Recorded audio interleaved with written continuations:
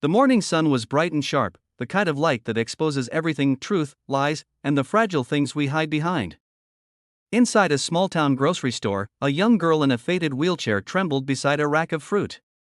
Her hands clutched a small chocolate bar, her eyes wide with fear as the store manager's voice echoed through the aisles.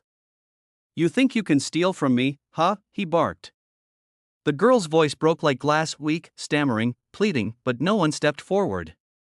Shoppers stared, some whispering, some recording on their phones. And that's when he walked in, a tall man in a worn-out denim jacket, holding a small boy by the hand. His name was Evan Turner, a single father barely holding his own life together, yet what he did next would change not just hers, but his forever. If you believe in kindness, second chances, and standing up for what's right, take a moment to like, comment, share, and subscribe to Kindness Journal, because stories like this deserve to be seen by hearts like yours. Evan had come to the store just to buy some milk and bread for his 6-year-old son, Mason. He had no idea he was about to walk into a storm that would test everything he believed in. The store manager, Mr. Cray, was red-faced and angry, towering over the young girl. She couldn't have been older than 13. Her clothes were too big, her hair unkempt, and her wheelchair wheels were scuffed and squeaky. "I didn't steal it," she said softly, tears trembling on her lashes. "I was just looking at it. I wanted to buy it for my sister's birthday." Her voice was small, but the room's silence made it echo painfully. Mr. Cray snatched the chocolate from her hand. "Don't lie to me, girl. People like you always have excuses." The words "people like you" hit harder than any shout could. Evan's jaw tightened. He had heard that tone before, the one that decided who deserved dignity and who didn't. Without thinking twice, he stepped forward. "Hey, that's enough," he said firmly, his deep voice cutting through the tension. All eyes turned toward him. The manager frowned. "Sir, this doesn't concern you." But Evan shook his head. "It does when I see a grown man yelling at a kid who can't even stand to defend herself." The girl looked at Evan, startled. Her eyes were a soft shade of gray, full of confusion and fear, but beneath that, something else, a quiet hope. Evan knelt beside her. "What's your name?" he asked gently. "Sophie," she whispered. Her voice trembled. "I didn't mean to take it. I just wanted to see what it felt like to hold something sweet again." Evan looked up at the manager. "She didn't take anything. She's scared, not a thief." Mr. Cray crossed his arms. "She's been in here before. Always hanging around, never buying. If I let her go, it'll send the wrong message."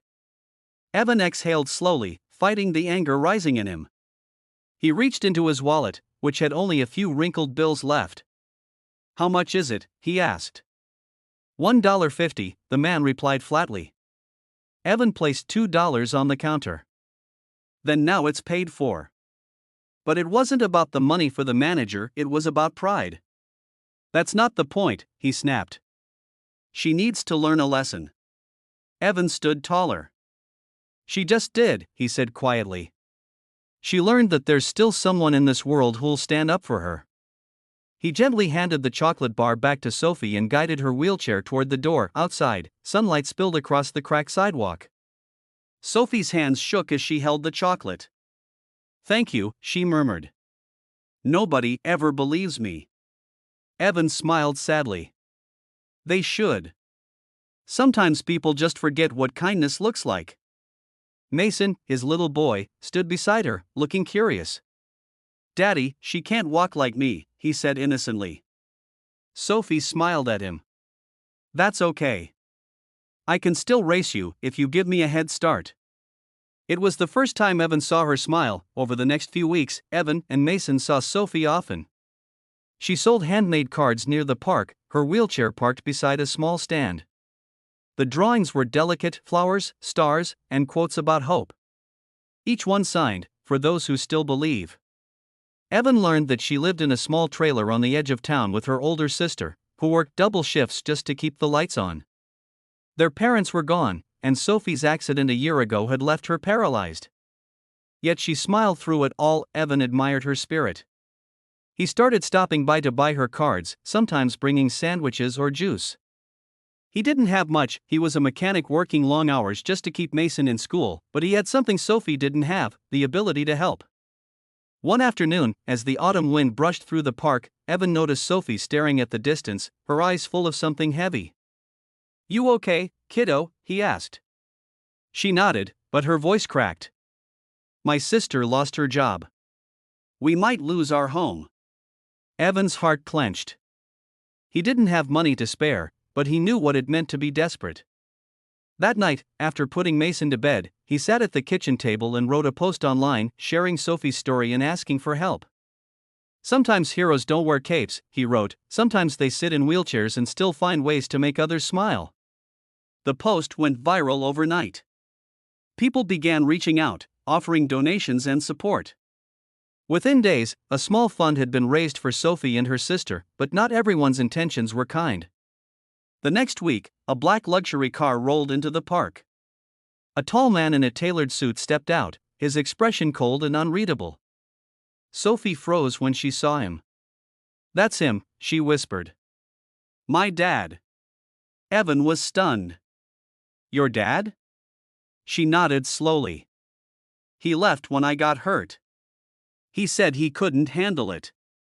Her voice broke. "I haven't seen him in a year." The man approached slowly. His name was Richard Hale, a powerful businessman known for his wealth but not his warmth.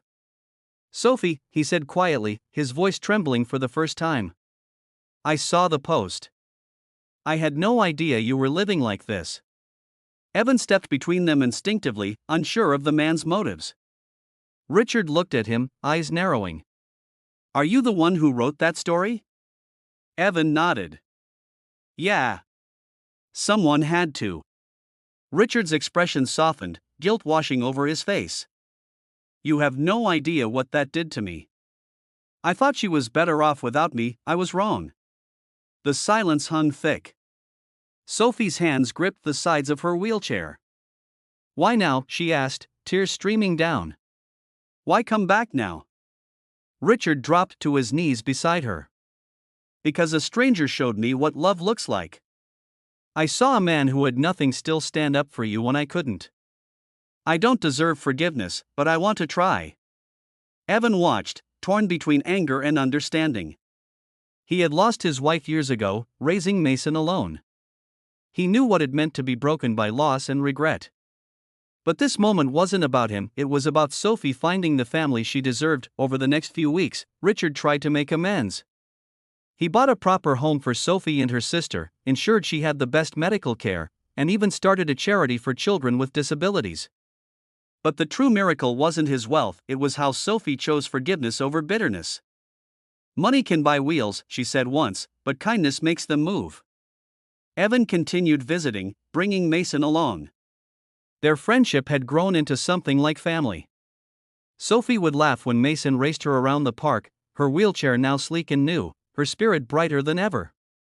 And sometimes, Richard would sit beside Evan, quiet, grateful. "You gave me back my daughter," he said one afternoon. Evan smiled faintly. "No.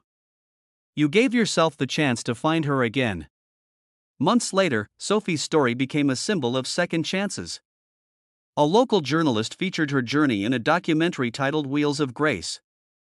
It showed the day she was accused of stealing and how one act of courage changed her fate. People across the country were moved to tears, sending letters and donations to her charity. Evan watched the premiere on his small TV, Mason curled up beside him. When Sophie appeared on screen, smiling as she handed a card to a little girl, his eyes grew misty. Mason looked up at him. "Daddy," he whispered, "you're like her hero." Evan smiled, his voice soft. "No, buddy. We're all heroes when we choose kindness." As the camera faded on Sophie's radiant face, her words echoed across the screen. "Sometimes life takes away your ability to walk, but never your ability to stand up."